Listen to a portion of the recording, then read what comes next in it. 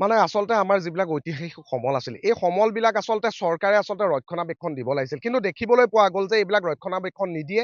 ইয়াত কিন্তু যিধৰণে বেদখল হৈছে, ইয়াৰ গড়টোৰ লগতে দেখিবলৈ পোৱা গৈছে যে পুখুৰী হৈছে। এই গড়টোৰ মাজেৰে বৈদ্যুতিক তাঁৰ পাৰ হৈছে।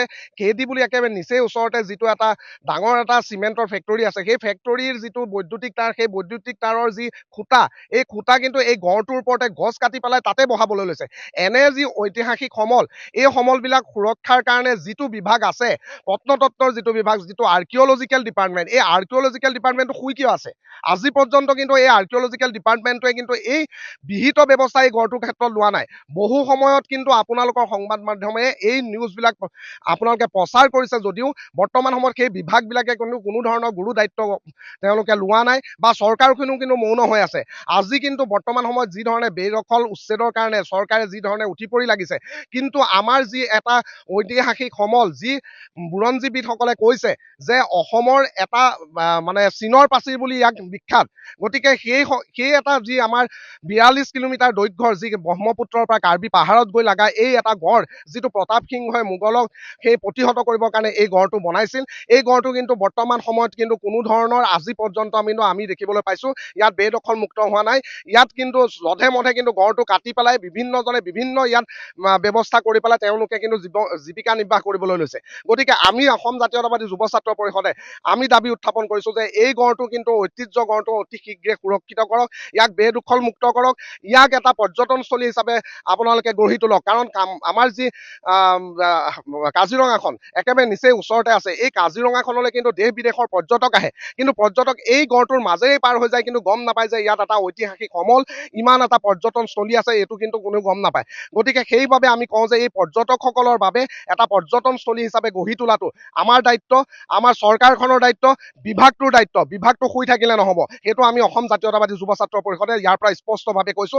আৰু অনাগত দিনত আমি কিন্তু এই সমল যিটো আছে আমাৰ আহোম দিনতে এই প্ৰতিষ্ঠিত 1617 খ্ৰীষ্টাব্দতে প্ৰতিষ্ঠিত এই গড়টোৰ বাবে আমি কিন্তু সদায় জাগ্ৰত প্ৰহৰীৰ দৰে কিন্তু আমি চকু দিম, আৰু চৰকাৰক কিন্তু আমি সকীয়াই দিব বিচাৰিছো অতি শীঘ্ৰে এই বেদখল মুক্ত কৰি পেলাই ইয়াক এটা সুসজ্জিত কৰি পেলাই পৰ্যটনস্থলী হিচাপে আপোনালোকে গঢ়ি তোলক।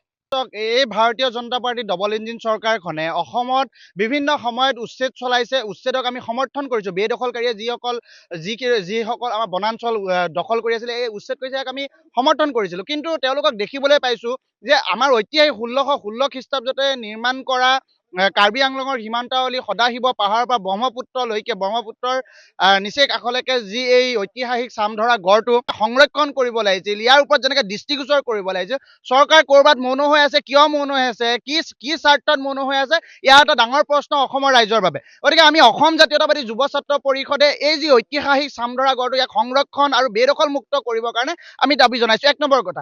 2 নম্বৰ কথাটো হৈছে কেডি চিমেণ্ট নামৰ এটা চিমেণ্ট ফেক্টৰীয়ে তেওঁলোকৰ বৈদ্যুতিক তাঁৰৰ যি পোষ্ট, সেই পোষ্ট চামধৰা গড়ৰ ওপৰত নিৰ্মাণ কৰিছে। এই কথা বতৰাবিলাক কেনেকৈ হ'ব পাৰিছে? গতিকে চৰকাৰে এই কথাবিলাক গুৰুত্ব দিব লাগে। যি অসমৰ ঐতিহাসিক যি এই গড়, এই গড়ক সংৰক্ষণ কৰিব লাগে। নিচেই কাষতে কাজিৰঙা লাগি আছে।